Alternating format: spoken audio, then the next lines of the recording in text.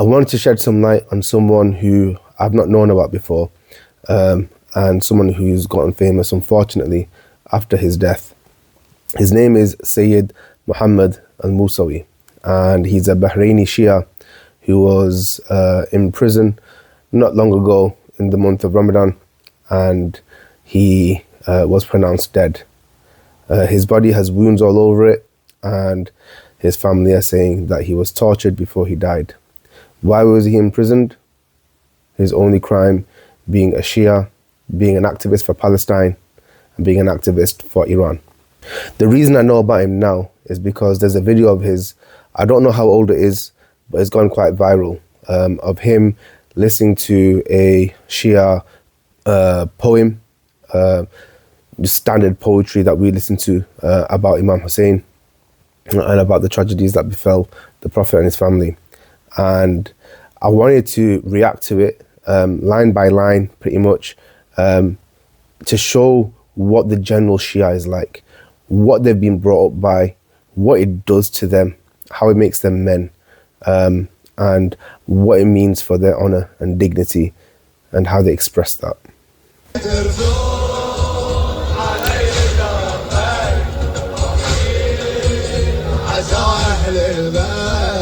A legacy upon which I was raised, I revived the mourning of Ahlul Bayt. Ahlul Bayt just means the household of the Holy Prophet, which includes the Prophet Muhammad, his daughter Fatima, her husband, so therefore the Prophet's son-in-law, Imam Ali, and their two sons, Imam Hassan and Imam Hussein.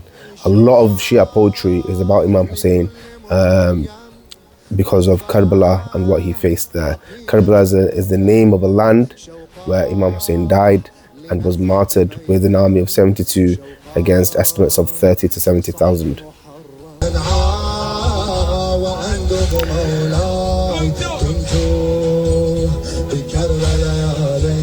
I mourn and lament my master. If only I had been there in Karbala. He's wishing that he was there at the time where Imam Hussein was brutally massacred along with his family and close friends. This person here, who's living in 2026, he's wishing he was living 1400 years ago at the time when a small band of righteous people were being slain. If only I'd been there in Karbala.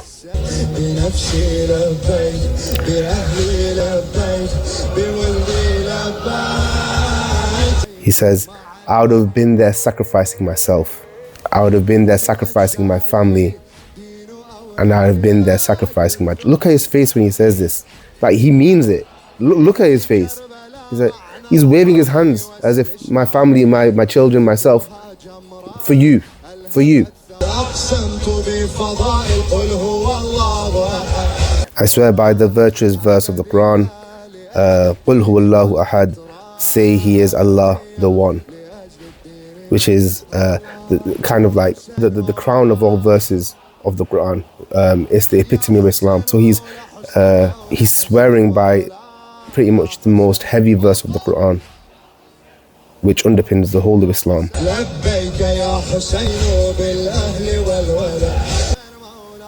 Here I am, Hussein, with my family and children.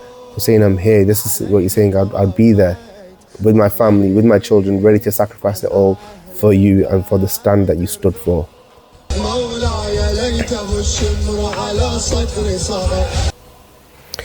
I wish Shimmer had climbed on my chest instead of yours. So again, that's going back to one of the main parts of the story of Karbala, where Imam Hussein had lost all his family, he lost all his close friends that were supporting him, that were loyal to him, and they had all died before him one by one. And he was the last man on the battlefield.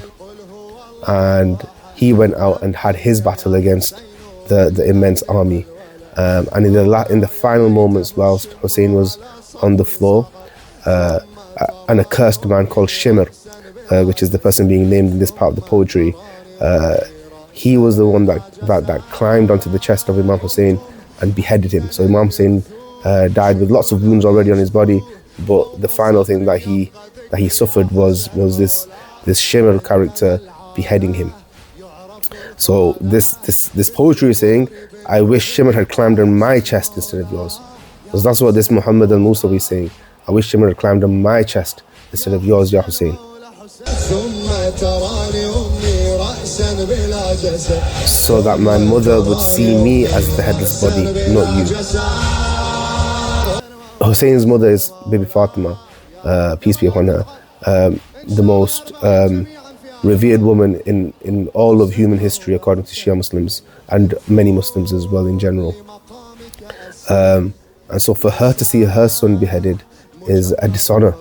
We would rather our mother see us beheaded as Shia Muslims. And we are sorry that Fatima had to see her son beheaded.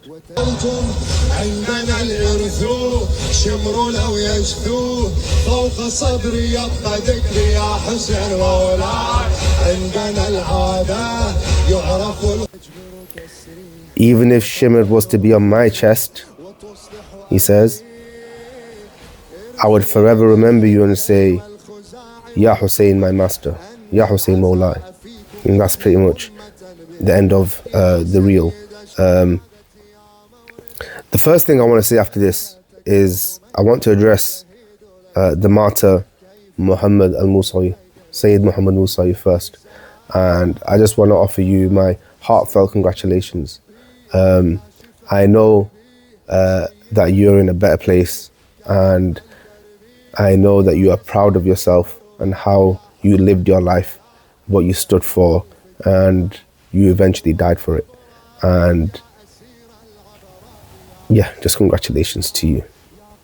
I can imagine, it's such an honor for you to return to God with bruises all over your body from the torturing, because that's the way that your Imams all return to God. And I know for you that's a massive honor.